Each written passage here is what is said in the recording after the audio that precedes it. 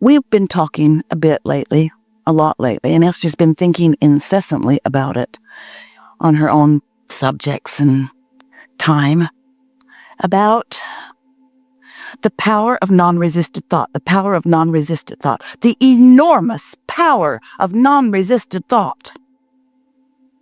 I want this. I want that. I would like to have that. But no power in that. And the reason that there's no power in it is because you killed the momentum right away. Oh, lovely. But I would really like to have that, but.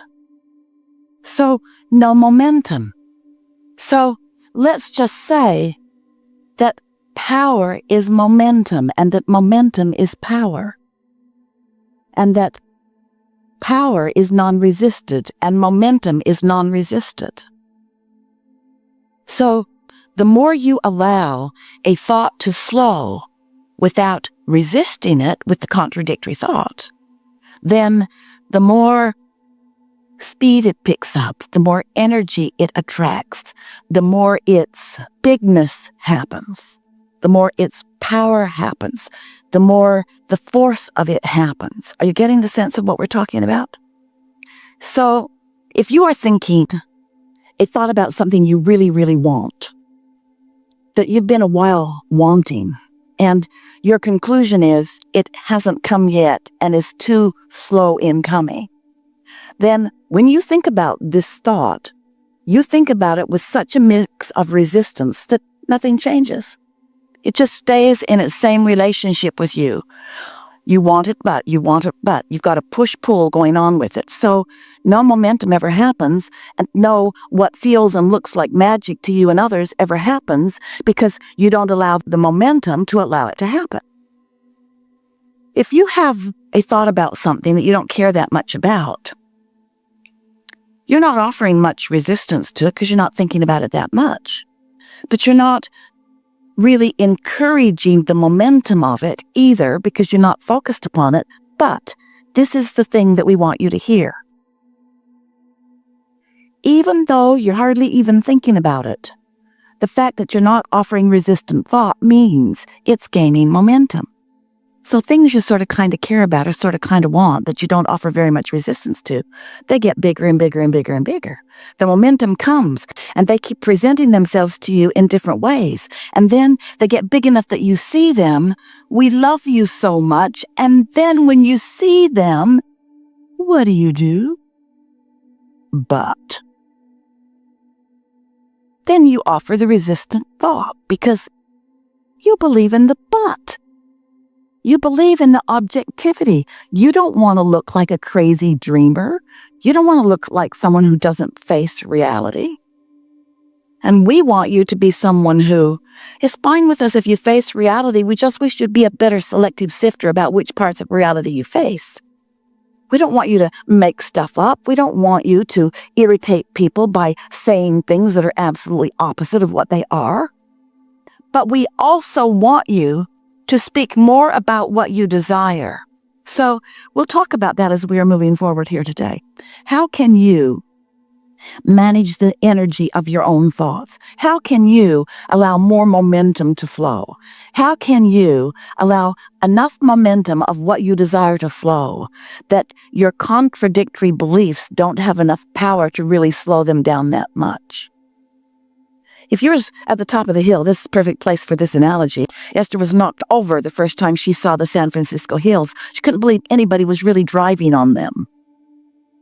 And so we said, Esther, imagine that you're at the top of the hill and you want to give yourself a lesson in gravity and inertia. So you just get behind your car, take it out of gear, take the parking brake off, and push it just a little bit. And when it's just on this level ground at the top of the hill, you'll be able to push it. You'll be able to nudge it. You'll be able to push it right over the crest of that hill. So Esther thought about what that would be like.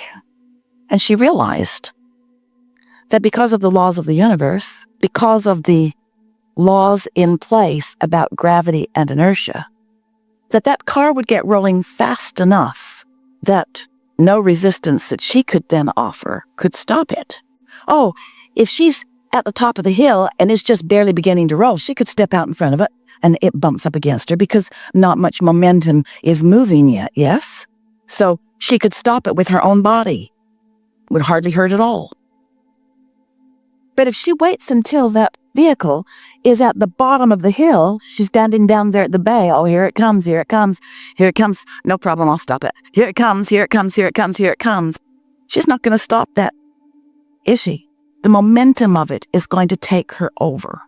So we want you to contemplate your power of non-resisted thought. We want you to stand at the top of the hill and let your thoughts roll in ways that are non-resisted. Now, you do that about a lot of things. You do that about the things you already believe. If you want something and you believe it, then you've got non-resisted thought. That's why you keep living it. Whether you want it or not, if you believe it, there's thought that is in motion that is not being resisted by you. When you really, really, really, really want something and you're not in the way of it, then it's manifesting all over the place, isn't it? But we want you to find a way, and you can do it here today if you want to play with us in this way. We want you to find a way that you can believe what your manifestations or evidence have not yet proved to you. We want you to believe in your extreme ability to attract wealth and prosperity into your experience. We want you to believe in solid relationships that feel good all day, every day. We want you to believe in a physical body that feels good, that's vital and alive and regenerating. We want you to believe in the things that feel good to you. We want you to believe in the things that you want, not just the things that you've already got. We love you so much, you don't even do a good job of believing in what other people have received. You just make stuff up. Well, they got it because look at that wonderful life that person is living, but they inherited it. Lazy. They struggled not one bit. They don't deserve it. And we say, they deserve it. Esther had the most wonderful experience with her family the other night around a table. They'd play games every now and again. If you were on a desert island, what would you bring? What's the one thing that you would bring? Such a fun game. Makes you want to hang out with a lot of people that bring different things. Which is kind of what your plan was when you decided to come into this environment. You need to hang out with a lot of people that bring a lot of different things. And as you play with each other collectively, you have a lot to choose from. You benefit each other. And so this particular game, Luke asked for the game, and he said, if you could only have one wish. And then right away he said, and you don't get to wish for infinite wishes. He's played with other adults before. What's your one wish? And they went around the table, and Luke said, I want things to be equal. And everyone went, oh. And Esther said, they already are. Nobody wants to buy that. Because it doesn't look equal. And Esther knew it wasn't the time to explain that source energy is aware of everyone equally and flowing to everyone. And that the abundance is raining down, and that the factor is the letting it in factor, the believing factor, the allowing factor. But here's this young kid, already in his young life, he's decided that things aren't equal because he sees people having different results. And so his assumption is it's in the offering factor. If things aren't equal, then there must be something wrong with whoever is dishing out the stuff. They must be mixed up. They are unfairly offering the abundance to the universe. They're offering it over there and not over there, and they're offering it over there and not over there. Because some people are sick and some people are well and some people are happy and some people are sad and some people are prosperous and some people aren't. In other words, there's all kinds of injustice that this very young person is witnessing as he looks around the world, and his logical conclusion is it's not equal. It's not equal because the manifestations are so varied. It is not equal. And Esther wanted to have 100 hours as she could just sit and softly explain the equality of the law of attraction, the fairness of it, the offering of it to everyone. And Esther knows that it doesn't seem equal if you're in an environment where people are optimistic, and so you just pick that habit up, as compared to somebody who's in an environment where people are very pessimistic and you pick that up. Esther gets it, that different people are having different exposure to life. But she wants so much for everyone to understand that there is this power of the universe that is available to everyone. And it's a power that, as you pay attention to how you feel, you can feel your in this moment allowance and utilization of it, or you can feel your pinching offiness of it. You can feel it. And so all day, every day, Esther and those like her, you guys, are having exposure to life that's letting you know. When something comes into your experience, notice the vibrational quality of it. And by that we mean, pay attention to the way that you've been feeling about that. There are two ways to know what you're creating in your experience. Two ways. One is wait till it manifests and then you look at it and say, yeah, that's about right.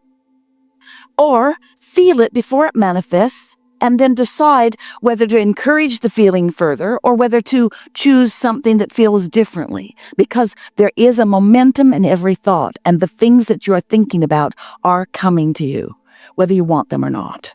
You are powerful creators. You just have an abundance and a non-physical energy and a well-being stream and source energy who has been here and been here and been here, who is being here and being here and being here, who is on your side, who is promoting the things that you care about. But this law of attraction is an across-the-board, very even deal, where you get what you think about whether you want it or not. But you don't get what you think about whether you want it or not without knowing the direction of it. In other words, you can tell by the way you feel because your inner being is source energy and thinking about the things that you are thinking about and has a very clear perspective. When you say you want something, your inner being thinks, yes, yes, absolutely yes. And when you think, I want that, and then you are thinking, but, now there's a difference between your yes thought from your inner being's point of view and your but thought from your point of view, and that's what equals the contradiction in energy, which is the reason that you feel the way you feel. So if you would just make a decision that you care about how you feel. Esther had an experience lately where she made a decision about something, let someone in her life up close pretty good. Felt weird right from the beginning. And instead of following her guidance, she overrode her guidance by wanting to give that person the benefit of the doubt. Because that's what good humans do. And then it got bigger and bigger and bigger and bigger and bigger and bigger and bigger and bigger and bigger and bigger and bigger and bigger. And then she said, I knew it then, I knew it then, I knew it then, I knew it then, I knew it then, I knew it then, I knew it then. I really know it now. I really, really, really know it now. I really, really, really know it now. And we don't want any of you to beat up on that. We just want you to start paying attention to what you knew and how it turned out, how you felt and how it turned out. We want you to start guiding yourself in the direction of what you want, not controlling others, controlling your own vibration and therefore controlling your own impulses. You are under the influence of source energy or something else in every moment of every day. And when you are under the influence of source energy, you feel clear-minded and sure-footed. And when you're under the influence of something else, there's impulse. In other words, we get it that you might feel a desire to help out. We get it that you might be inspired by something other than a source energy, because every thought that's ever been thought still exists. And the law of attraction has gathered those thoughts into rivers and streams and currents that you can step into and have a pretty good ride on. We get it. We just want you to be more selfish and therefore more aware of the vibrational variance, the possible vibrational variance, the probable vibrational variance, the usual vibrational variance between what your inner being is thinking about, whatever you're thinking about, and the way you're thinking about it. We are eager to talk to you about whatever matters to you. We're going to have a wonderful conversation today about a lot of different things. What do you want to talk about? Some things. All right, you're going to really like this.